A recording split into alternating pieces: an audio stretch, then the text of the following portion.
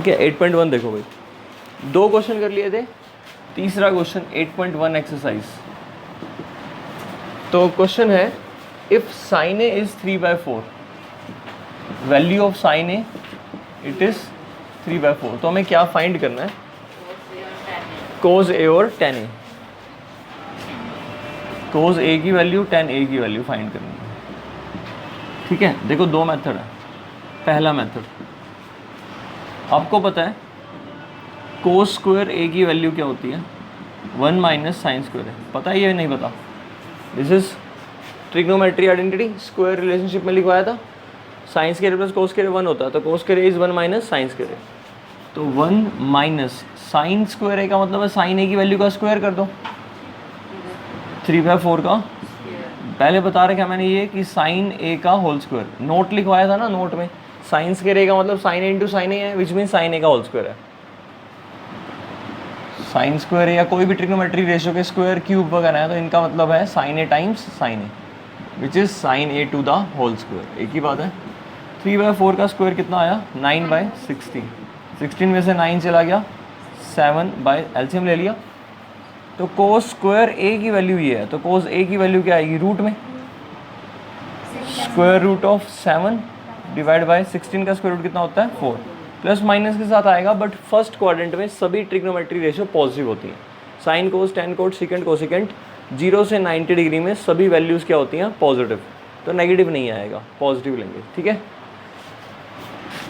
11th class में पढ़ोगे positive negative sign, second quadrant में कोस नेगेटिव होता है, लेकिन फर्स्ट में तो क्या है? पॉजिटिव। सभी ट्रिग्नोमेट्री रेशियो एक्यूट एंगल 0 से 90 डिग्री के लिए क्या होती हैं? पॉजिटिव। अंडरस्टूड सी बात है, एक राइट ट्रायंगल बनाओगे और आप ये एक्यूट एंगल लोगे, तो ये लेंथ और ये लेंथ तो पॉजिटिव ही होंगी ना। ठीक है, तो ये तो वैसे ही पॉजिटिव है। तो सभी ट्रिग्नोमेट्री रेशियो 2 साइड्स को डिवाइड करके आ रही हैं, साइड्स की लेंथ पॉजिटिव है तो रेशियो पॉजिटिव होंगी एक्यूट एंगल के लिए।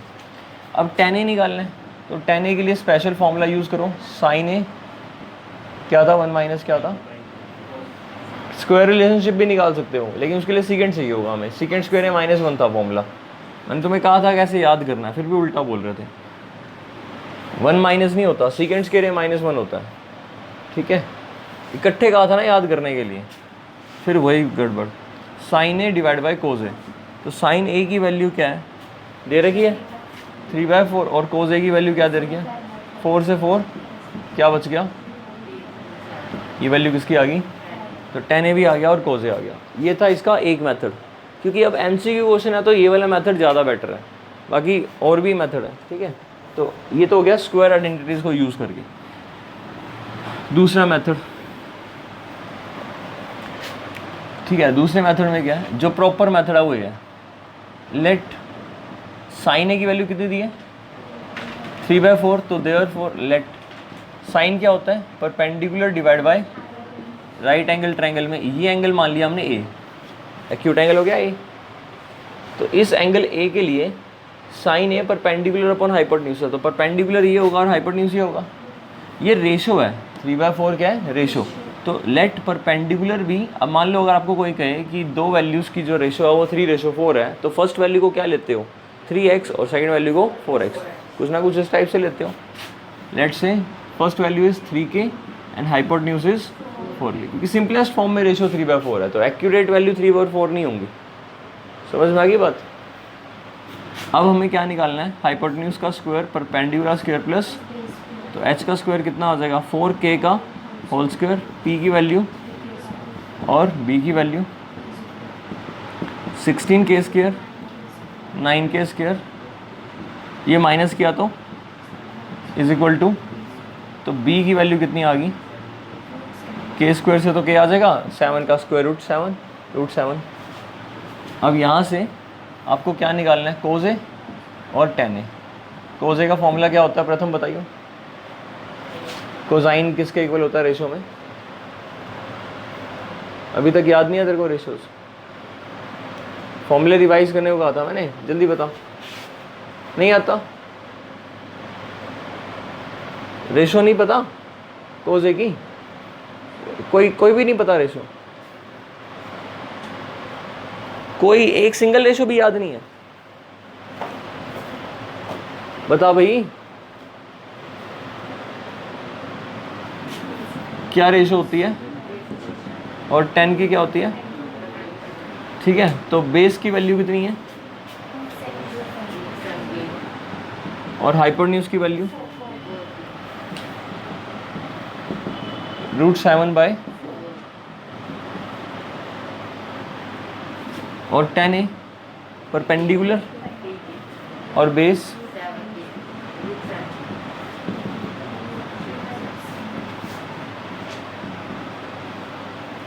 तो 10a की वैल्यू 3/√7 और cos a की सेम आ गया आंसर। अब ये तो हो गया लिख कर दिखाने वाला प्रॉपर मेथड, क्योंकि सब्जेक्टिव तो है ही नहीं, क्योंकि ऑब्जेक्टिव एग्जाम है तो ये सब भी करने की जरूरत नहीं है। तो सबसे इजी मेथड और शॉर्टकट जो है वो ये है। शॉर्टकट कैसे है, देखो ये आपने ए एंगल मान लिया, इसको परपेंडिकुलर अपॉन में हाइपोटेन्यूज होता है, परपेंडिकुलर जगह परपेंडिकुलर की वैल्यू डाल दी, हाइपोटेन्यूज की जगह हाइपोटेन्यूज। अब पाइथागोरस थ्योरम से आप ये निकाल लो, 4 का स्क्वायर 16, 3 का स्क्वायर और माइनस होगा तो वैल्यू कितनी आ गई √7। ठीक, तो ये समझ में आ गया √7 कैसे निकाला मैंने। बस कुछ के लेने की जरूरत नहीं है, आपको क्या निकालना था, cos a और tan a। बस cos a क्या होता है, बेस अपॉन हाइपोटेन्यूज √7/4 और tan a क्या होता है, परपेंडिकुलर डिवाइड बाय, यही आंसर है। के से के तो हमेशा ही करता है, तो वो के की फॉर्मेलिटी तब करनी पड़ती है जब सब्जेक्टिव क्वेश्चन हो। जब ऑब्जेक्टिव क्वेश्चन है तो के लेने की नीड नहीं है, आप पी को 3 और एच को 4 ले लो, कोई फ़र्क नहीं पड़ता। आपने पर्टिकुलरली के का केस 1 ले लिया उसके अंदर। तो अगर पेपर में क्वेश्चन आता है तो कोई भी ट्रिग्नोमेट्री रेशो निकालने के लिए आता है तो इसी अप्रोच से करना। बस राइट एंगल ट्रायंगल बनाओ, जो ये दो वैल्यू दे रही हैं वो राइट एंगल ट्रायंगल की दो साइड्स होंगी। ये पता होना चाहिए कि ये P/H है, तो परपेंडिकुलर हाइपोटेन्यूज डाला, बेस निकाल लिया। अगर ये cos a होता तो B/H होता, B और H डाल के P निकाल लेते। पहले ट्रायंगल की तीनों साइड्स को कंप्लीट करो, जो रह गया उसको निकालो और फिर बस रेशो जो निकालनी है, फॉर्मूला याद होना चाहिए। अब फॉर्मूला ही याद नहीं है तो फिर कैसे करोगे। देखना 4th क्वेश्चन कर लोगे, बिल्कुल सेम है। सीकेंट थीटा दे दिया उसने, cot 15 cot a = 8, sine a और सीकेंट a निकालना है। कोट a की वैल्यू कितनी दी है, यहाँ 15 लिखा है ना, ये मल्टीप्लाइड में है, तो कोट a की वैल्यू 8/15। ट्रायंगल बनाओ, ये एंगल a ले लिया। इस a के लिए कोट क्या होता है खुशी, कोट का फॉर्मूला क्या होता है, B/P, तो बेस डिवाइड बाय परपेंडिकुलर। अब बेस कितना है 8 और परपेंडिकुलर कितना है, और हाइपोटेन्यूज निकालना है हमने, तो हाइपोटेन्यूज का स्क्वायर 8 का स्क्वायर प्लस 15 का कितना होता है 8 का, टोटल वैल्यू कितनी आ गई 289, किसका स्क्वायर होता है, तो ये 17 आ गया। अब हमें जो निकालना है साइन a की वैल्यू और सीकेंट a की वैल्यू। साइन a की value perpendicular divide by hypotenuse और सीकेंट a की value hypotenuse divide by base, तो 17/8 खत्म हो गया। एम वो के वाले फॉर्म से तो कर ही सकते हो और फॉर्मूले से भी कर सकते हो, स्क्वायर रिलेशनशिप से। सीकेंट थीटा की वैल्यू कितनी दी है 13/12। क्वेश्चन नंबर 5, तो राइट एंगल ट्रायंगल बनाओ, ये एंगल थीटा हो गया, सीकेंट होता है हाइपोटेन्यूज बाय बेस, 13, 12, ये वैल्यू 5 समझ में आई। 13 का स्क्वायर माइनस का 25 का स्क्वायर रूट, नहीं आया क्या समझ में। अब क्या निकालना है, find all the other trigonometry ratios, सारी निकाल दो। साइन थीटा, आयुष क्या आएगा साइन थीटा,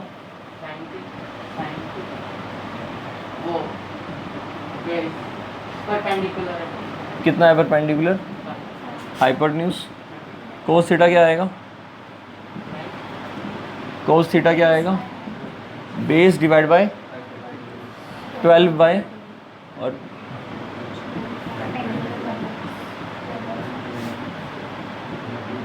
13 बाय दे ही रखा था, और यहाँ पर 13 बाय हाइपोटेन्यूज बाय, कमाल है कोसेकेंट हाइपोटेन्यूज बाय परपेंडिकुलर होता है। ये भी याद नहीं हो सकेगा अब तक, मेरे ख्याल से 1 हफ्ता हो गया ट्रिग्नोमेट्री को, 150 बार लिख लिया तुमने, तभी भी याद नहीं हो रहे हैं ये। क्या देख ले नोटबुक पे कोसेकेंट h/p लिखा है या गलत लिख रहा है, देखना गलत लिख रहा है क्या, क्या लिखा हुआ है, फिर भूल गई थी। सीकेंट का ऑपोजिट होता है, सीकेंट का ऑपोजिट तो कोस होता है, प्रोडक्ट रिलेशनशिप टेन और कोट का होता है और साइन और कोसिकेंट होता है। प्रोडक्ट रिलेशनशिप नहीं लिखवाई थी, एच बाई बी का उल्टा पी बाई एच होगा, ये एच बाई बी हो जाएगा, बस खत्म।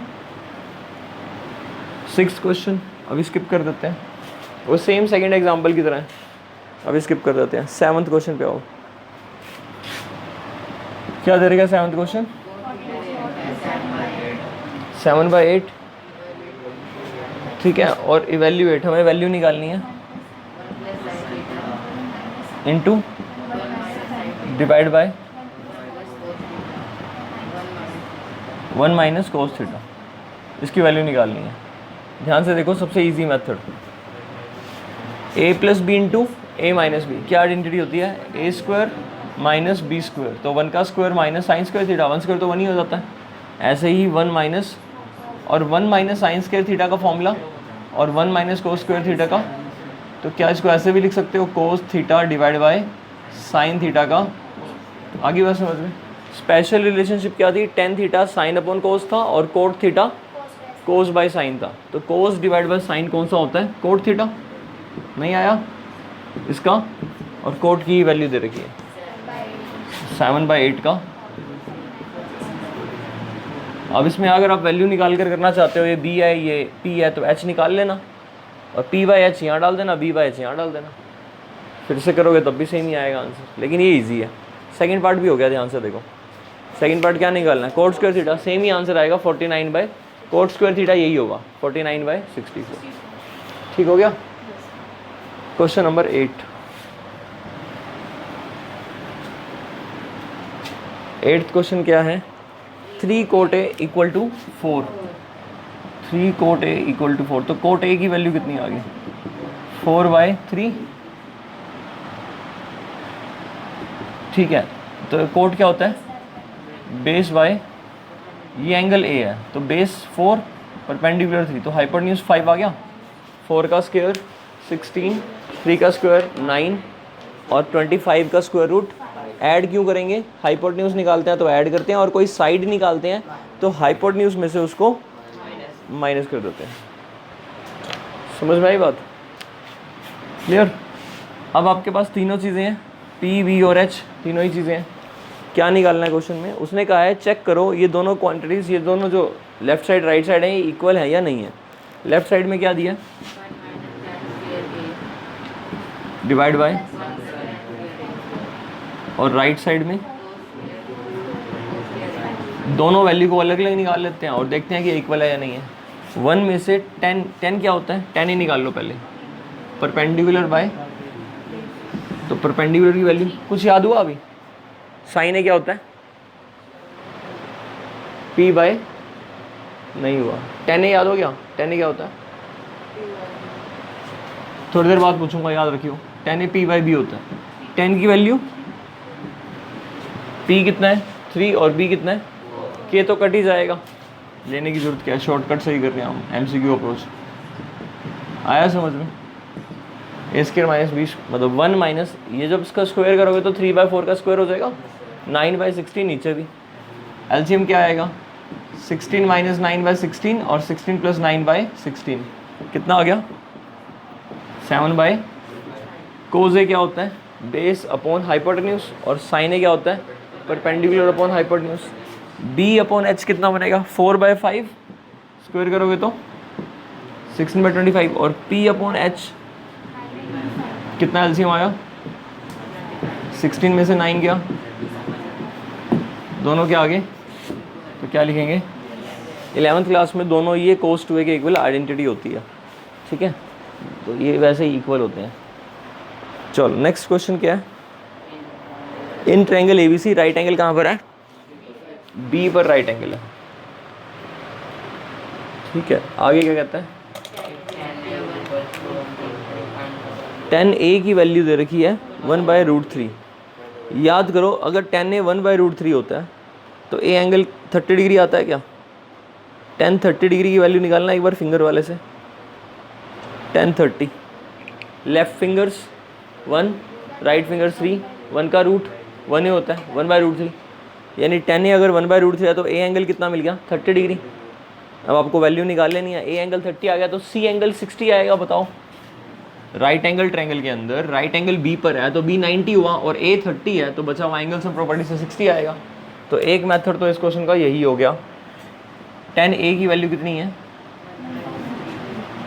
और 1/√3 को मैंने लिखा tan ऑफ 30 डिग्री, और tan a tan 30 के इक्वल आया, तो a एंगल 30 डिग्री। तो राइट एंगल ट्रायंगल में a एंगल अगर 30 डिग्री आ गया तो ये एंगल 60 ही होगा, क्योंकि यहाँ तो 90 ही होता है। एंगल सम प्रॉपर्टी लगा दी मैंने, ये c है ये भी है। अब उसने क्या कहा है, वैल्यू किसकी निकालनी है,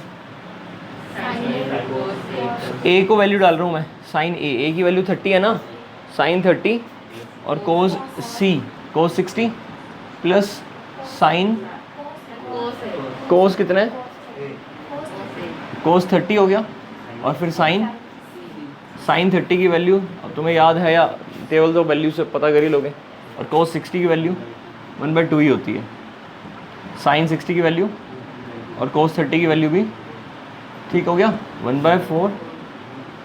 तो कितना आ गया, दोबारा बताऊँ, ये आ गया समझ लो। नेक्स्ट पार्ट देखें तो कोस ए कोस सी, यानी कि कोस 30 कोस 60, फिर साइन 30 साइन 60।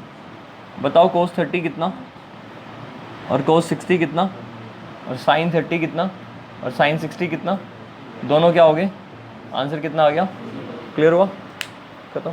दूसरा मेथड, इसको ऐसे भी कर सकते थे, ये परपेंडिकुलर अपॉन में बेस है, ट्रायंगल बनाओ, परपेंडिकुलर 1 और बेस √3, ये वाली वैल्यू 2 आएगी। कैसे पता लगा, 1 का स्क्वायर प्लस √3 का स्क्वायर और उसका स्क्वायर रूट, हाइपोटेन्यूज की वैल्यू, तो 1 + 3 कितना आ गया 4 आया, समझ लो। अब साइन a निकालना है, a एंगल यहाँ है और c एंगल यहाँ है, तो साइन a परपेंडिकुलर 1/, ठीक, फिर कोस c निकालना है। c के लिए देखो, जब आप कोस निकालोगे तो बेस यही होगा ना, फिर साइन c और कोस a करना है, तो साइन c के लिए √3/2 बनेगा ना। देखो c एंगल के लिए परपेंडिकुलर ये होगा p/h, नहीं आया क्या समझ में। और कोस a के लिए, ये अगर a एंगल है तो कोस बेस यही होगा, तो सेम ही तो आ गया 1/4 प्लस।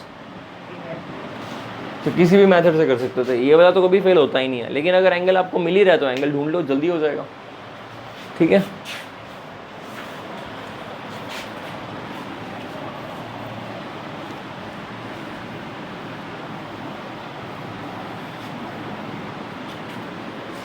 वैसे एक शॉर्टकट और बता देता हूँ, चलो एक शॉर्टकट और बता देता हूँ। 11th क्लास का फॉर्मूला है और मेरी असाइनमेंट में भी है ये वाला एक question, sine a cos b। Assignment है किसी के पास, देखो उसके अंदर 28th क्वेश्चन यही लिखा हुआ है, प्रूव करना है आपको, लास्ट के क्वेश्चंस में से ही है ये, 2 प्रूव करना है।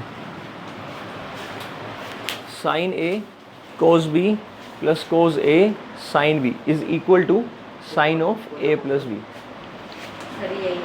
है ना। 26 sine of a plus B is equal to sine A, ये जो साइन a प्लस बी है ना, ये sine a plus sine B नहीं होता, MCQ भी दे रखा था ना ये, इसका एक्चुअल फॉर्मूला ये होता है sine a cos B plus cos a sine B, clear. जब हम ट्रिग्नोमेट्री कंप्लीट कर लेंगे ना, जब एडवांस में कुछ करना होगा, एक्स्ट्रा कुछ कराना होगा, तो मैं ये प्रूफ करा के दिखा दूंगा। वैसे 11th क्लास में है ये फॉर्मूला, और 11th क्लास में इसका प्रूफ है, हम 10th के मेथड से भी इसको प्रूफ कर सकते हैं। अब ये फॉर्मूला है, उसने फर्स्ट पार्ट क्या पूछा था, साइन ए कोस सी प्लस कोस सी कोस ए साइन सी, यही पूछा था ना फर्स्ट पार्ट में, यही वाली पूछी थी। ध्यान से देखो, बी की जगह सी दिख रहा है, ये एक एंगल हो गया, जहाँ यहाँ पर साइन का ए है तो अगली बार साइन का बी है, यहाँ कोस का बी है तो यहाँ कोस का ए है, इंटरचेंज होते हैं। साइन ए है तो यहाँ साइन सी है, कोस सी है तो यहाँ कोस ए है, इंटरचेंज हुए। ये फॉर्मूला किस चीज़ का बना, साइन ऑफ ए प्लस सी, ए की वैल्यू कितनी थी 30 और सी की वैल्यू कितनी थी, तो कितनी वैल्यू आई, साइन 90 की वैल्यू कितनी होती है 1, बिना वैल्यू निकाले ही आ गया। इसको देखा माइंड में आ गया ये वाला, a प्लस सी 90 हो गया, जब b 90 है तो दोनों एक्यूट एंगल का 90 होगा और साइन 91, कुछ लिखने की नीड भी नहीं पड़ेगी, सिंपल ओरली हो जाएगा। इसी तरह से दूसरा जो फॉर्मूला है वो cos of a plus B का है, जो सेकंड पार्ट पूछा है ना उसने 11th क्लास में, फॉर्मूला आएगा, वो फॉर्मूला होता है cos A cos B, cos A plus B का होता है cos A cos B minus sine A sine B. अब ये वाला फॉर्मूला है तो cos of a plus B, A और बी का सम कितना 90 और कोस 90 वैल्यू कितनी 0। 11th क्लास के ट्रिग्नोमेट्री के फॉर्मूलों की वीडियो बनी हुई है 11th क्लास मेरी चैनल की प्लेलिस्ट पे ही 11th क्लास के अंदर ट्रिग्नोमेट्री के फॉर्मूले, ये जो बता रहा हूँ ना, ये बहुत सारे फॉर्मूले 30-40 फॉर्मूले के करीब है, तो सारी वो उसमें फॉर्मूले हैं 11th के, अगर आप पढ़ना चाहो तो। 10th के क्वेश्चन बड़े जल्दी से निकल जाते हैं यहाँ से, ठीक है, समझ में आया? पहले वाला तो आ ही गया, ये भी आ गया समझ में, तो ठीक है, नहीं तो कोई बात नहीं, पहले वाला ही कर लेना। 10th क्वेश्चन देखो, in triangle P Q R, तो पी क्यू आर हमारे पास एक ट्रायंगल है, in triangle P Q R right angle कहाँ पर है? क्यू पर, तो ये एंगल हो गया 90 डिग्री, ये पी ये आर। अब क्वेश्चन कह रहा है P Q plus Q are 25 है, पी क्यू